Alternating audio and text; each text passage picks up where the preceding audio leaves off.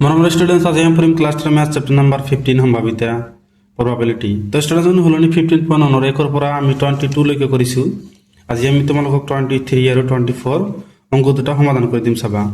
তো student 23 number question কি কৈছে চাবা এটা খেল হল এটা এক টকীয়া মুদ্ৰা লৈ তিনিবাৰ টস কৰা আৰু প্ৰত্যেকবাৰতে ইয়াৰ ফলাফল লিখি ৰাখা এক টকীয়া মুদ্ৰা আমাক টস কৰিব কৈছে তো ইয়াৰ ফলাফলটো কি কৰিব কৈছে আমাক লিখি থব কৈছে হানিফ খেলখনত জয় হ'ব যদি হি আটাইবোৰ ফলাফল একেই পায় হানিফ কেতিয়া জয় হ'ব যেতিয়া আটাইবোৰ ফলাফল একেই হ'ব অৰ্থাৎ তিনিটা মুণ্ড বা তিনিটা পুচ্ছ মুণ্ড পুচ্ছ তোমালোকে স্টুডেন্টস বুজি পোৱা দলিল এটা কইন বা মুদ্ৰা এইটো পিঠ হল কি আমাৰ মুণ্ড বা হেড বুলি কয় আৰু এই পিঠিটো হল কি টেল বা পুচ্ছ বুলি কয় আৰু আনহাতে পৰাজিত হ'ব হানিফ খেলখনত পৰাজিত হোৱাৰ সম্ভাৱিতা নিৰ্ণয় কৰা তো স্টুডেন্টস চাবা তোমালোকক আমি লিখি দিম তিনিবাৰ টস কৰিলে কি কি হ'ব চাবা তো স্টুডেন্টস চাবা দুটা মুদ্ৰা একেলগে টস কৰিলে কিমান হ'ব চাবা এইচ তাৰ সম্ভাৱনা আছে দুটা একেলগে তাৰপিছত এইচ টি মানে হেড হেড হেড টেল তাৰপিছত টেল হেড এইটো এটা সম্ভাৱনা আছে তাৰপিছত টেল টেল এইটো এটা সম্ভাৱনা আছে এটো হল দুটা মুদ্ৰা একেলগে টস কৰিলে আৰু এটা কৰিলে কি হ'ব হেড টেল এই দুটাই উঠিব এটা মুদ্ৰা টস কৰিলে আৰু দুটা কৰিলে এটা মুদ্ৰা টস কৰিলে হেড বা টেল উঠিব আৰু দুটা মুদ্ৰা একেলগে টস কৰিলে হেড হেড হেড টেল টেল হেড টেল টেল উঠিব এতিয়া তিনিটা মুদ্ৰা এটা লিখি দিব পাৰা এটা মুদ্ৰা এটা হ'ব কি দুটা মুদ্ৰা তোমাক লাগে কি তিনিটা মুদ্ৰা তেনেহলে কিমান হ'ব চাবা এইচ এইচ এইচ তাৰপিছত কি লিখিবা এইচ এইচ টি তাৰপিছত কি লিখিবা এইচ টি টি তাৰপিছত কি লিখিবা এইচ টি এইচ লিখিবা চাৰিটা হ'ল টোটাল কিমানটা হ'ব তিনিটা মুদ্ৰা টস কৰিলে টোটাল মুঠ ফলাফল কিমান হ'ব 8টা হ'ব এতিয়া টেল টেল টেল টেল টেল হেড তাৰপিছত টেল হেড হেড হ'ব তাৰপিছত কি টেল হেড টেল এইটো হ'ব সাবস্টেন্স এনেকৈ লিখিব যাতে এটাৰ লগত আনটো নিমিলে সাবস্টেন্স মিলা নাই তেনে মুঠ ফলাফল কিমান হ'ব ইয়াত 1 2 3 4 5 6 7 8 তো স্টুডেন্ট চাবা এটা হল কি তিনিটা মুদ্রা টস কৰিলে এটা পাম তিনিটা মুদ্ৰা তো স্টুডেন্টস কোশ্চনত কি কৈছে এইটো এতিয়া আমি সলভ কৰিম চাবা তো স্টুডেন্টস আমি কি লিখিছো এটা মুদ্ৰা তিনিবাৰ টস কৰিলে পোৱা ফলাফল এইটো পাম আমি কিমানটা আছে টোটাল 1 2 3 4 5 6 7 8 তো লিখি দেব এতে গিয়ে মোট ফলাফল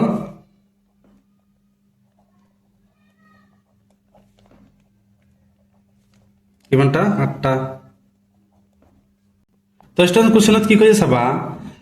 হানিফে খেলখনত জয়ী হ'ব যদি হি আটাইবোৰ ফলাফল একেই পায় একেই পায় মানে কিমান চাবা একেই মানে কি এইটো হ'ব হেডটো হ'ব আৰু টেলটো হ'ব এইটো একেই পাইছে তিনিটা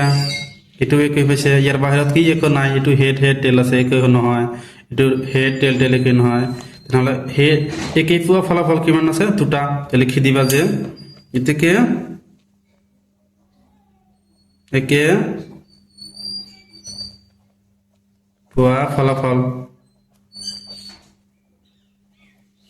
কিমান আছে দুটা আছে কিমান হেড হেড হেড টেল টেল টেল এটা তোমালোকে লিখি দিব পাৰা তো স্টুডেন্টস একে পালে কি হ'ব খেলটোত কি জয়ী হ'ব তো লিখি দিব যে এতে পি অফ জয়ী হোৱাৰ সম্ভাৱিতা এটা আমি কি লিখিম চাবা মুঠ কিমানটা আছে জয় মানে কি একে পালে কিমান হ'ব জয় হ'ব মুঠ কিমানটা আছে 8টা কিমানটা একে আছে দুটা এই দুইটাকে আমি ওপৰত লিখিম চাবা একদম কটাকটি কৰি কৰো 2/8 হ'ব যেহেতু আমি কি এই দুটা আমি কি একে পাইছো তাহলে আমি 2/8 লিখিম 2 1 গুণ 2 4 2 গুণ 8 তাহলে কিমান পাইছো 1/4 তারপরে স্টুডেন্ট আমি এটা ফর্মুলা জানো যে থেকে স্টুডেন্ট এটা আমি কি লিখিব থেকে P of P is equal to 1/4 এতিয়া আমি একে নোপোৱাৰ সম্ভাৱিতা উলিয়াম একেইনো ওপৰ মানে কি পৰাজয় হ'ব কিমানটা আছে 1 2 3 4 5 6 ছয়টা আছে তো আমি লিখিম যে এটাকে পি অফ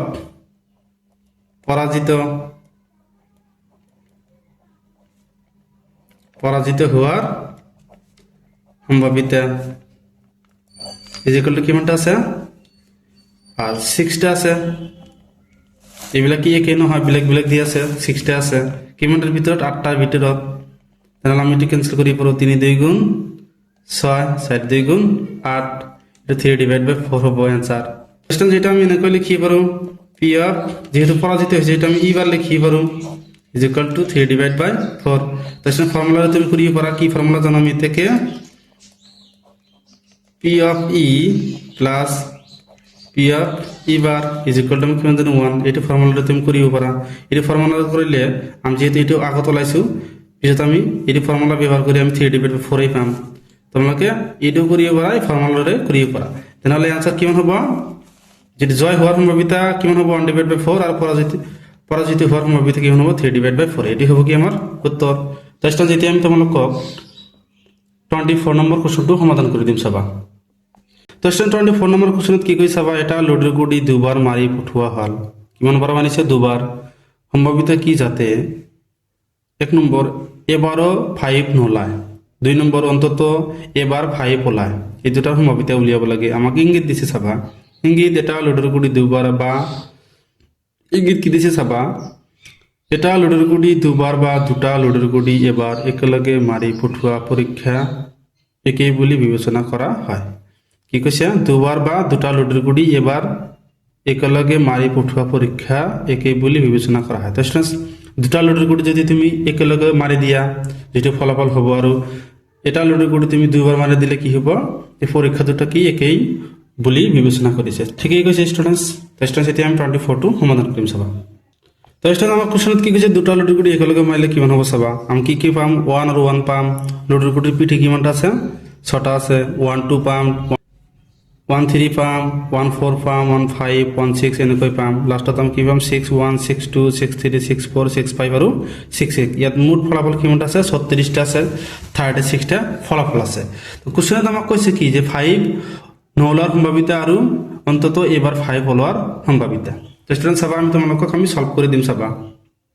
তো স্টুডেন্ট কোশ্চেনত আমাক কৈছে যে এবাৰ 5 নোলায় তো চাবা স্টুডেন্ট আমি ইয়াত তোমালোকক দেখুৱাই দি আছে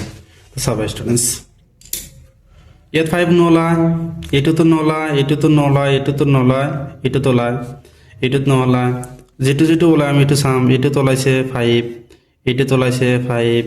এটো 5 ওলাইছে এটো 5 ওলাইছে এটো তো 5 ওলাইছে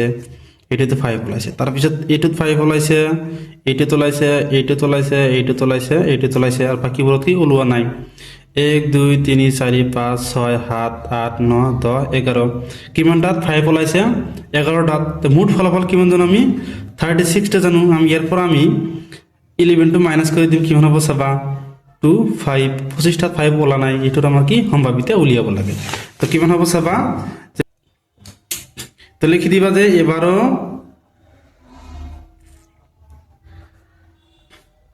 5 নোলার সংখ্যা কিমানটা হবে সাবা স্টুডেন্ট টোটাল আমি কিমান জানো 36টা তো 5 কিমানটা তোলাইছে 11টা আমি কি করি মাইনাস করে দিম 36 মাইনাস 11 ইজ ইকুয়াল টু কিমান হ'ব 25 এটো আমি কি 5 নোলায় এটোৰ আমৰা এতিয়া সম্ভাৱিতা উলিয়াব লাগে চাবা তো এক নম্বরে লিখি দিবা যে এতেকে তো লিখি দিবা যে এক নম্বরে এবারও 5 নোলার সম্ভাৱিতা ইজ ইকুয়াল টু কিমান হ'ব চাবা আমি কিমানটা জানো 25 এটা আমি কি 5 নোলায় কিমানটার ভিতৰত 36টাৰ ভিতৰত তাহলে এক নম্বর উত্তরটা কিমান হ'ব 25 ডিভাইড বাই 36 এটা আমি ক্যান্সেল কৰিব নোৱাৰো তোমালোকে ফৰ্মুলাৰে কৰিব পাৰা তাৰ পিছত আমি 2 নম্বৰটো সলভ কৰিম 2 নম্বৰত আমাক কি কৈছে যে অন্তত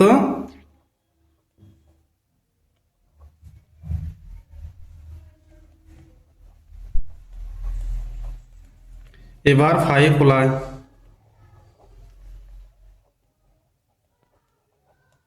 কিমানটা 5 ওলায় স্টুডেন্টস আমি অলপ আগত কাউন্টিং কৰিছো 11টা ওলায় কিমানটা 5 ওলায় 11টা ওলায় তাহলে এটাৰ আমাৰ সম্ভাৱিতা উলিয়াব লাগে লিখি দিবা যে থেকে অন্তত এবাৰও 5 ওলাৰ সম্ভাৱিতা ইজ ইকুয়াল টু কিমান লিখিম আমি কিমানটাত 5 বলা 11টাত কিমানটাৰ ভিতৰত 36টাৰ ভিতৰত এটা আমি কেনসেল কৰিব নোৱাৰো এটো কি হ'ব আমাৰ